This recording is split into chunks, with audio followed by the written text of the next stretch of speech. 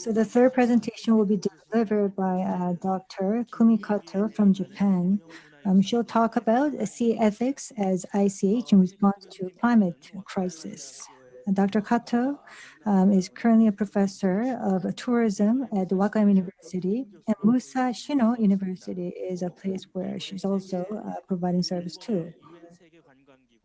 And WTO, Japan, as well as Osaka and other type of organizations are some of the institutions that she provides advice to. She'll be talking about a very interesting topic called sea ethics. Please welcome this speaker with a round of applause. Thank you for the very kind introduction, and good afternoon, everybody. Can you hear me okay? My name is Kumi Kato from Wakayama University, and also I work for Musashino University in Japan. And today in this very brief talk, I'm going to talk about the sea ethics as intangible cultural heritage using two of my previous studies in Japan. I should say ongoing studies in Japan, and both relate to traditional fisheries, and it so happened that both relates to women. My intention today is to connect intangible cultural heritage and sustainability specifically through this concept of sea ethics, which I believe consists of spiritual practices and beliefs towards in my case, ocean or species harvested, and also those practitioners' senses and intuitive understanding of their world, which already described in the previous speakers. This, I believe, is essential today, particularly as we navigate through this global uncertainty. And it's very important that we actually record these practices and knowledge, as these practices are disappearing very quickly, and that is probably also the global phenomena. So I see my role or our role is to record keeping and also interpret and communicate its relevance today, particularly in the context of sustainability. But before I present my two cases, I just like to briefly introduce the key concepts, or three key concepts, or the three keywords. Oh, sorry, wrong, sorry.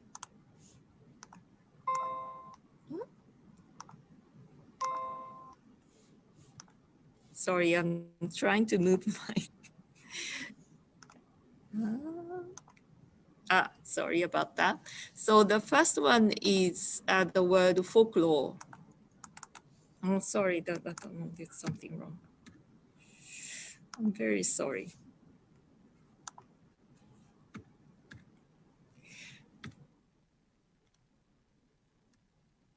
So the very first word is folklore. So what I present as the sea ethics come from ordinary people's knowledge and practice, which may be defined as traditional ecological knowledge, or in Japanese case, it's actually called minzokuchi, place-based vernacular knowledge. That's how I like to define it. And they are part of ordinary everyday life told through stories, anecdotes, feelings, rituals, and ceremonies and other creative expressions. In my very favorite scholar, Japanese folklore scholar Yanagita Kunio once defined this. It says, it is not about the deeds of powerful and wealthy, but about what Yanagita refers to as jomin, the common people or ordinary people and their history. Since the jomin, ordinary people, has left behind a few written records, Yanagita set out to unearth, record, and interpret their unwritten history. So this is the essence of ICH first concept. Second concept is eco-humanities, second keywords. And what is, this is actually a conceptual foundation as well as research approach which specifically challenges knowledge hierarchy. And ecological humanities or eco-humanities is defined by scholars, like founding scholars, like people like Deborah Bird Rhodes, as new interdisciplinary that has emerged specifically to address the fact that current ecological problems, including extinctions, climate change, toxic death zone, water degradation, and many others, are anthropogenic events originating from the nature-culture divide, reflected also in the academic division between arts and sciences. Eco-humanities is actually represented by a group of creative scholars called Kangaroon. This dragonfly symbolizes this network. Their manifest actually explains further, our thinking need to be in the service of life, and so does our language. That means giving up preconceptions and instead listening to the world. This means giving up delusions of mastery and control, and instead to see the world as uncertain and yet unfolding. So our thinking need to be curious, experimental, open, adaptive, imaginative, responsible, and responsible. We are committed to think with the community of life and contributing to healing. My third keyword is reciprocity, which I heard very happy to hear the previous speaker use this word. Reciprocity is an ethical understanding of the world which reflects our connection with the world or lack of it. And that can be defined, and it has following three qualities, First, reciprocity contains dialogical quality or communicative capacity. A sense of reciprocity, may be expressed as form of offering, often through rituals and festivals, and what may be returned by humans may be spiritual, such as care, gratitude, offerings, and prayers. The second quality of the reciprocity is sensory and experimental, which is a capacity to sense what is interwoven in the land or seas, which is not that is not simply biodiversity, habitats, and ecosystem, but also the languages, as also explained by the previous speaker, senses, emotions, and timeless connection to one another.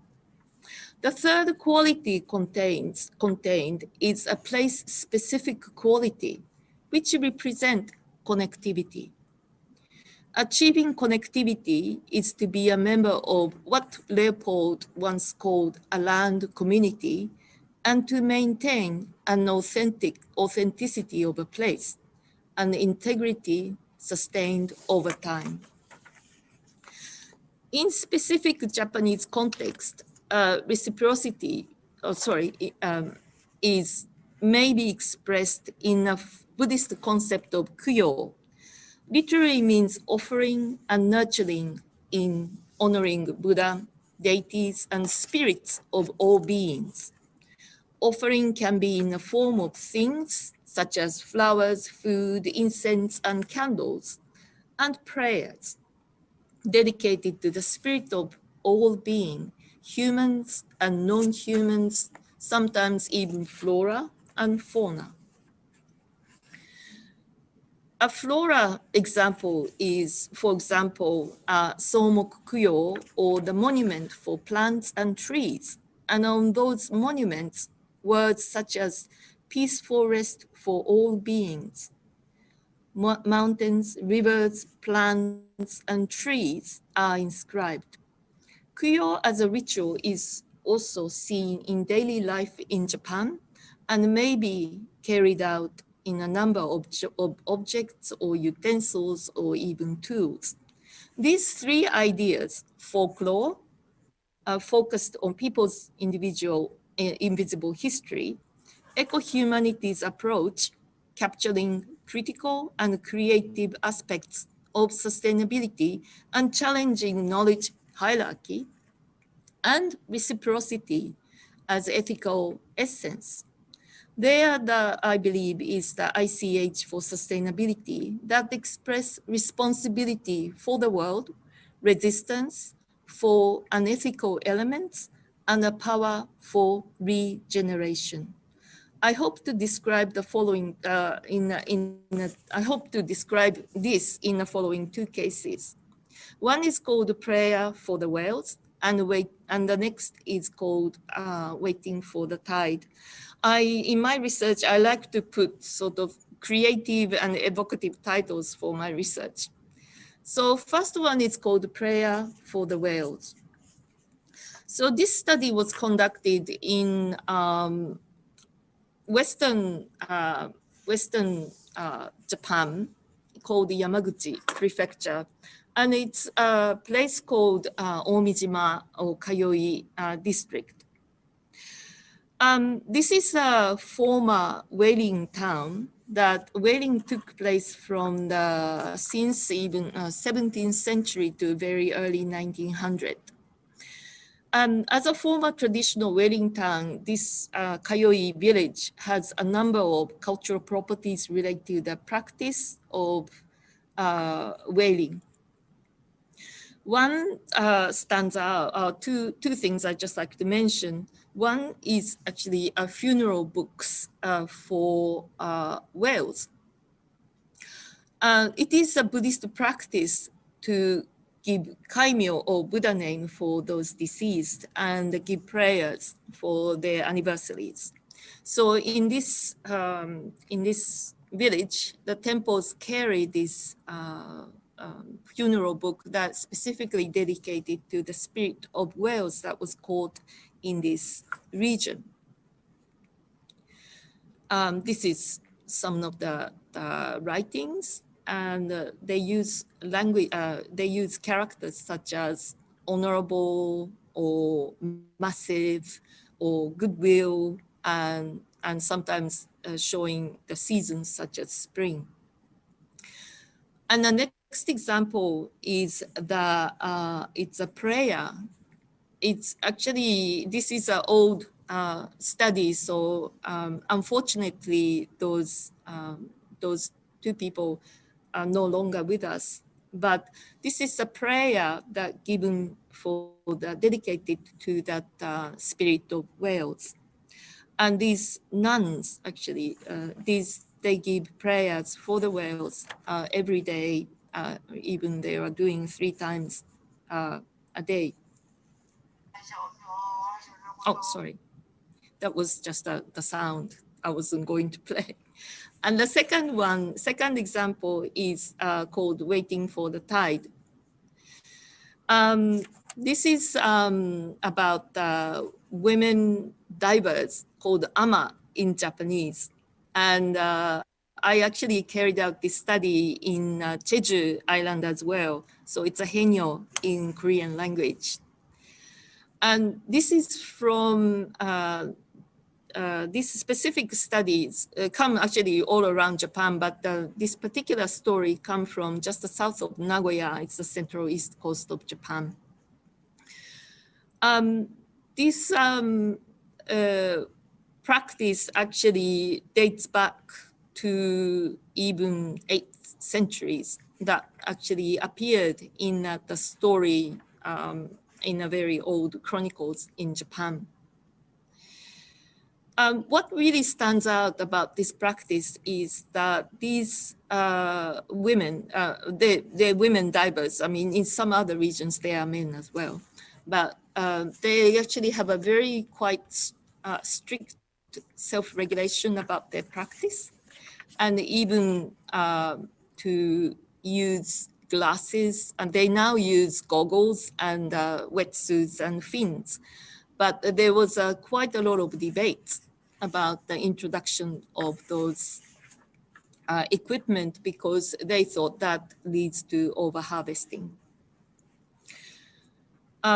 Particularly also they have quite a lot of stories that what they should not do, particularly how they, so that they always say they're not scared about anything about the ocean, but they are scared about the overharvesting. Also, prayer is essential part of this women's culture. I'm praying for being grateful for safety and a good harvest. Also praying, women explain, is also to remind them the sea can be dangerous. And they always pray, of course. Now I'm running out of time, so I'm going to be very quick. So these stories, observation and senses illustrate the nature of place-based knowledge or place-based vernacular knowledge that I like to call, and based on people's particular relationship with the ocean environment.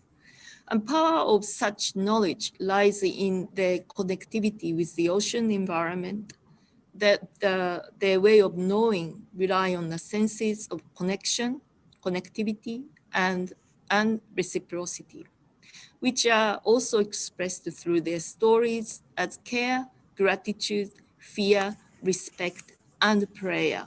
I see this as the sea ethics and intangible cultural heritage for sustainability. Recognizing those qualities as one social environmental foundation allows a step forward to sustainability in which knowledge equality present a strong narrative to counter discourse that is divisive, exclusive, or hierarchical, which applies to many critical issues that surrounds us today in related to sustainability. And recent popularization of sustainability discourse owes much to the colorful banners of, for example, 17 Sustainable Development Goals. One strength I see in such promotion is the acknowledgement that diversity and inclusiveness is necessary in promoting sustainability. Which I like to also challenge regarding that knowledge hierarchy, briefly mentioned in my context of the folklore. We need to build dialogical bridges between different knowledge systems, between ecological sciences and the humanities, between Western and other kind of knowledge system. Respecting the basic principle is what Deborah Bird Rhodes called, land is the law and you are not alone in the world, which is a practice of connectivity and reciprocity. Understanding interdependency through stories, prayers, senses, gratitude, and care may be what sustainability looks like. Our capacity to foster such uniting practices supports weaving together the diverse elements as addressed through Sustainable Development Goals, for example, ensuring that we leave no one behind. In my current work relates to Fukushima, which one is called Walking Home with the Wolves, and the other called Fukushima in Search of New Lights. So I hope I will have other opportunity to present these ideas again. So thank you very much.